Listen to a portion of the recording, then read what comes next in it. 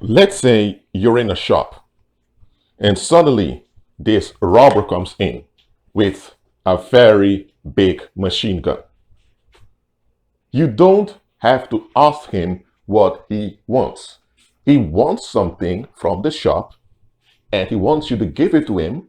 And the fact alone that he's there with the machine gun tells you something very bad is likely to happen if his will is not validated. He knows that what he wants cannot be accounted for, just entering a shop and taking whatever he wants, or taking the money of the shopkeeper. He knows that he cannot just go and demand it.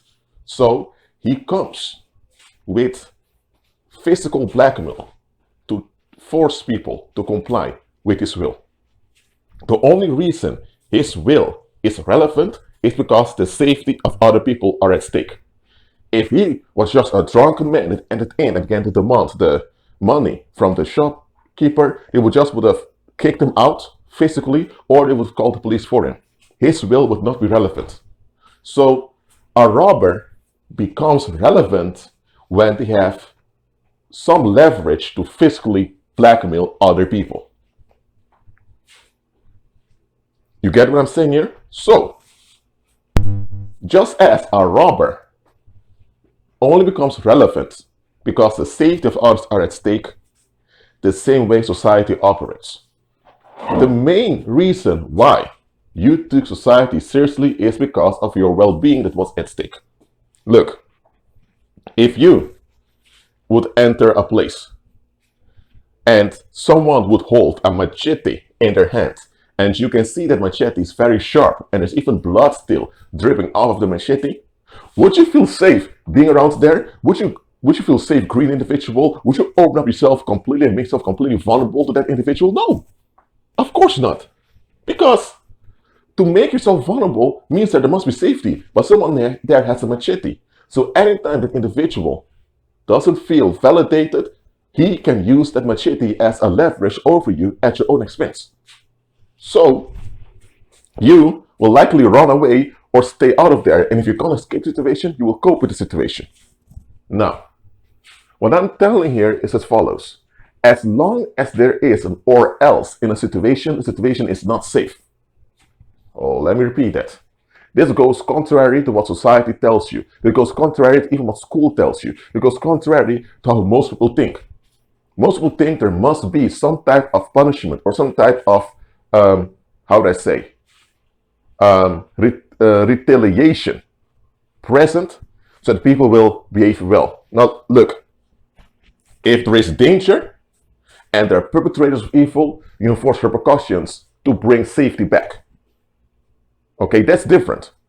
But the moment you put in your mind, there must be an or else in a situation, there's no safety there. Look, if you're at the job, it's similar to as someone having a machete in their hand. You know why? Someone with a machete in hand, you can see the danger. Oh, there's the machete. And machete is quite big. The individual has an ability to use it against you. So you might get away with it if you run quickly or if you throw chairs at the individual, whatever.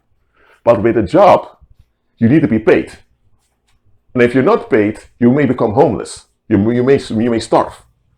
So the job construct is far riskier than someone just carrying a machete with them. Why? Because the job construct is protected by the government, which uses the police on you if you don't get along with it, and you have many other people who tolerate it and enable it. So if you would not feel safe nor secure with someone carrying a machete around, just in case they don't get their validation, then why are you safe in a construct where you are deprived of options and you have no choice but to comply with the wills of others or else? Nobody in their right mind would agree with something like that. The reason a lot of people went along with it is out of necessity and through brainwashing of society. Think about it. If you have to perform or else you likely become homeless, you're not at peace.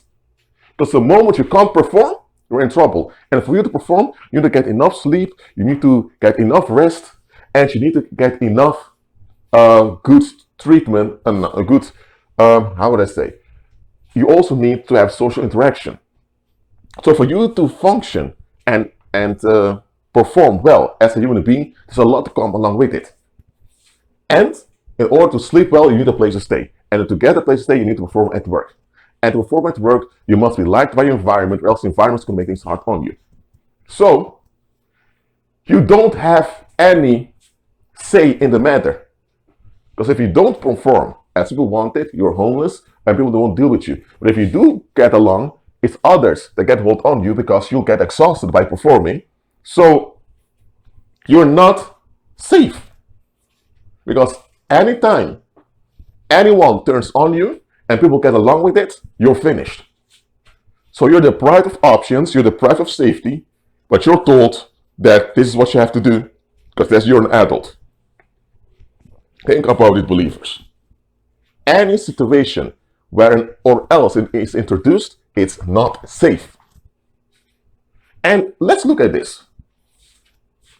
When you read the book of Isaiah, chapter 54, the Most High said that for a moment he hid his face from us in wrath. But with full joy, he will come back to us and receive us. And the Most High promised that he will never, ever become angry at us. And he even emphasized that even mountains may shake and move, but his faithfulness will never move. So the Most High made plain over there, I will never be angry at you. The moment God was angry, the moment God was in wrath, was at Calvary. Here's the thing. The Most High knew already from the start that Satan would become corrupt. He knew what Satan would cause in heaven and earth. He knew about the fallen state of mankind, and he tolerated all to happen to magnify himself. So he tolerated it to happen. So it doesn't matter how bad those evil creatures are, he allowed it to unfold, and he took his responsibility at Calvary. The Most High faced himself for our sake, not because the Most High is any faults or any defects, absolutely not, but he faced himself.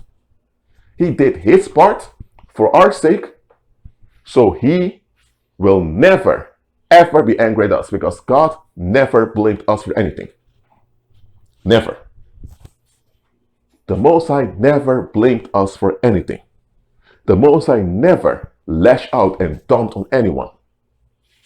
He faced himself for our sake. And our obligation is to surrender to what he has accomplished for us. So, God will never be angry at anyone because he faced himself.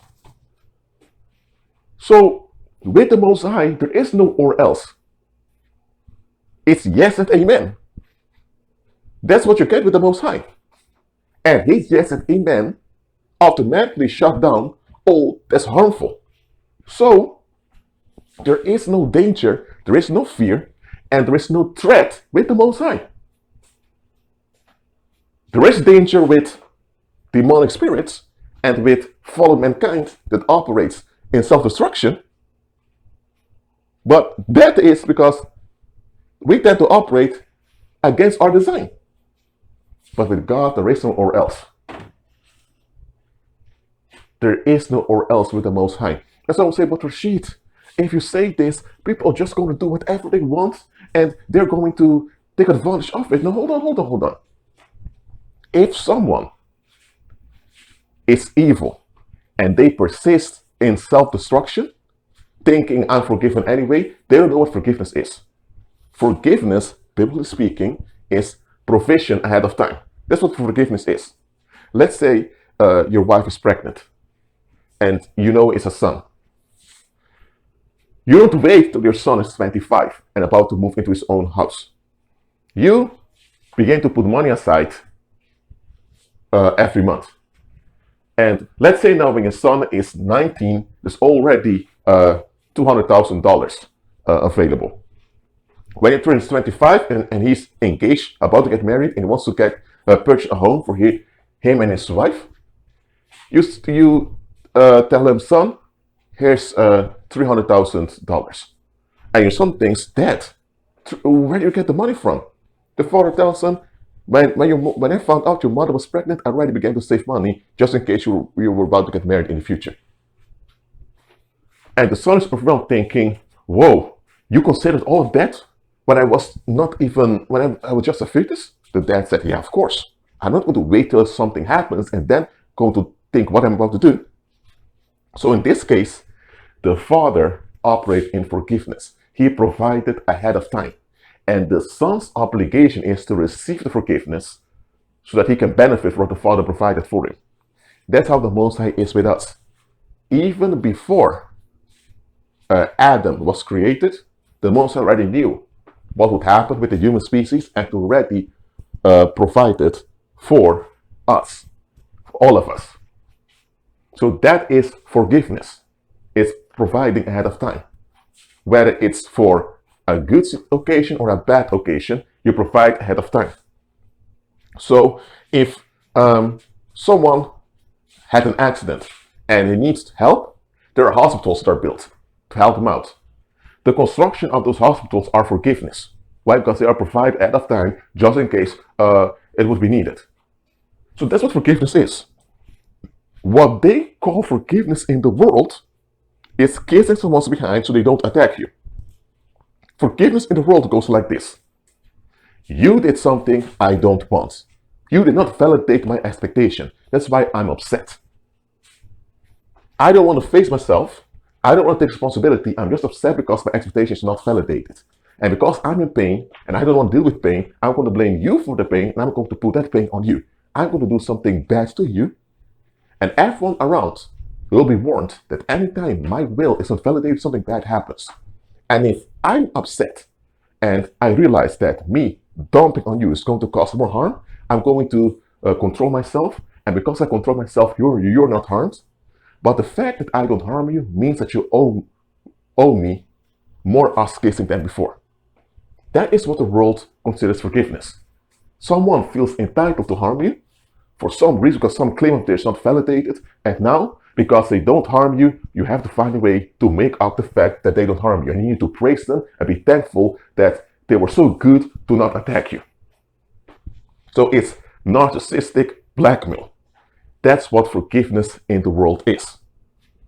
So when you hear about forgiveness, are you talking about biblical forgiveness? Or are you talking about the world's narcissistic blackmail that they call forgiveness?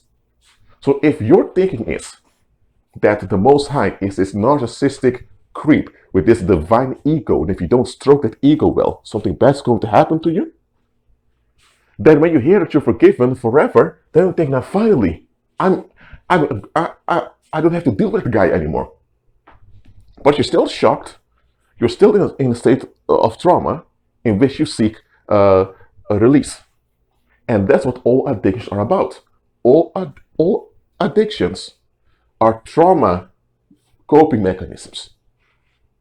So if someone is a drug addict, or they're a sex addict, or they are fighting all the time, if they have any type of self-destructive behavior that harms both themselves and the community and you want to stop, you don't fight the symptom. You fight the cause. And the cause is they are shocked to the core, and this shock works out in those the coping mechanisms. You can fight the coping mechanisms, but you don't deal with the root of what's going on. And that's what they do in the world. With prisons, with the death penalty, or with so-called enforcing boundaries and all of that, it's coping with the fruit. They don't deal with the root. Real forgiveness is when you submit unto God, knowing that there is no else with Him, and you fully accept your vulnerability as a human being, entrusting yourself completely to the Most High, and now you operate in His provision, His forgiveness for you.